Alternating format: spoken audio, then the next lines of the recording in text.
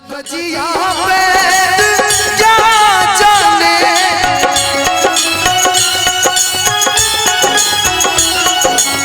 मुझे दिल की बीमारी है, मुझे दिल की बीमारी है,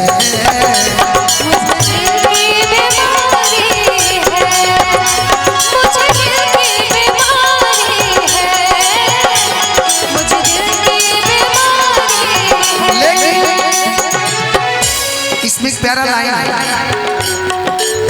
कभी कभी लोग बदलावे, कभी तासीर गर्मी की, हम अगर राजन भैया हम अगर आपका हाथ भी पकड़ेंगे तो सच्चे मन से पकड़ेंगे और मेरा आत्मा हमेशा साफ रहता है कलाकारों के साथ। जिगर का हाल तू मेरा हर जाने अनाड़ी है,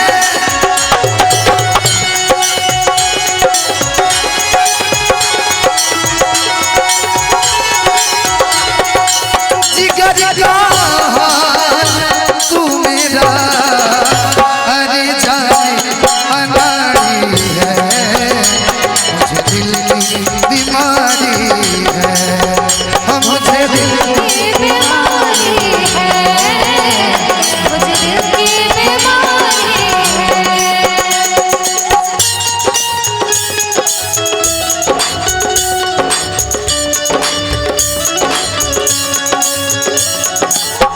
मैं तो हवा हूँ किस तरह पहरे लगाओगे, हवा हूँ किस तरह छू न पाओगे, महसूस ये करोगे मगर छू न पाओगे।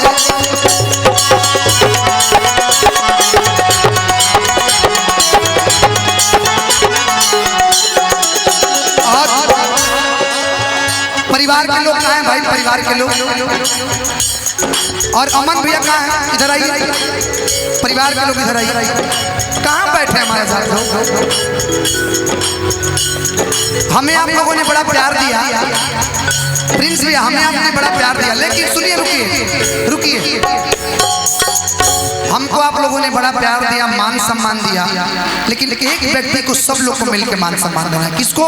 म्यूजिशियन भाई को मान सम्मान अब आप लोग दीजिए, हमें पैसा नहीं चाहिए। अमन भैया कहाँ है? सही बात है, कब से बेचारे वो लोग बजा रहे हैं, तो आप अब उनको कुछ नहीं तो मतलब 500 दे दो। कहाँ राजन भैया? एक लाइन में आपके लिए कहूँगा कि तो आपके लिए कहूँगा कि सांच पर नाच हम नया बेदी, कि सांच पर नाच हम नया बेदी, कि सांच पर नाच हम नया बेदी। हेलो जौन बचत हमरा के दे दी, हम इसमें तेज है जी जी जी।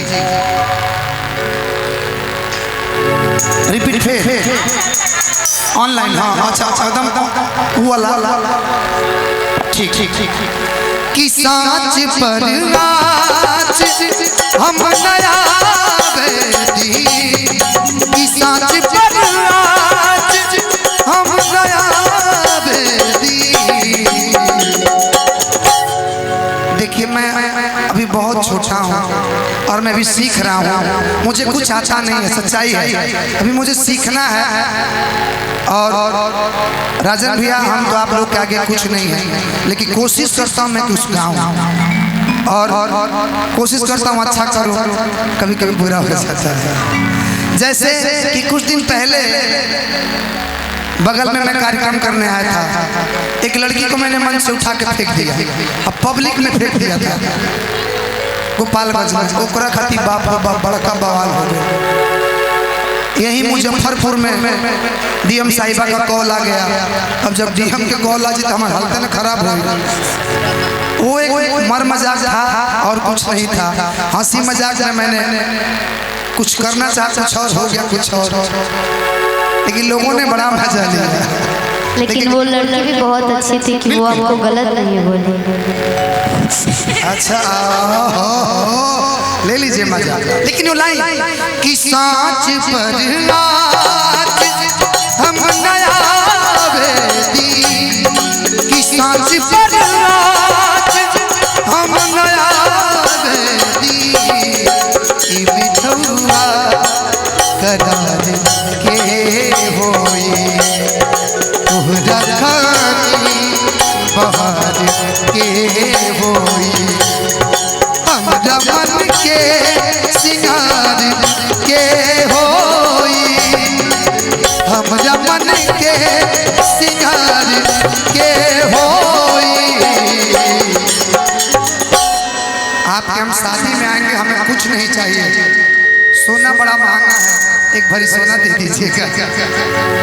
डन कीजिए कि तोहरा गानी बहार के होई, हो मुझे दिल की बीमारी है, मुझे दिल की बीमारी है, मुझे दिल की बीमारी है, मुझे तेरी बीमारी है। इस गाने को ना आप पूरा कर लीजिए, उसके बाद मैं एक लाइन आपके लिए बोलूँ। बिल्कुल बोलिए। असर करती नहीं कोई तब हकीमिया तो तेरी,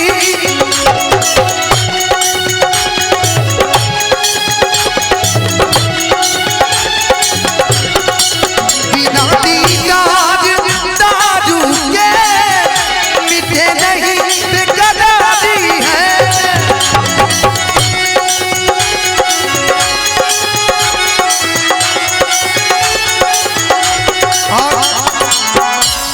मैं रघु के मुंह से एक बार भी गाना सुना नहीं, लेकिन आज तुम गाओ। बिना दीदार दारू के मिटे नहीं बेकरारी है,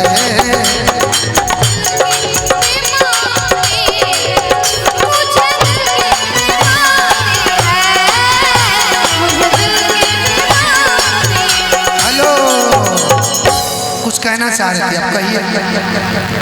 कोड दीजिए भैया।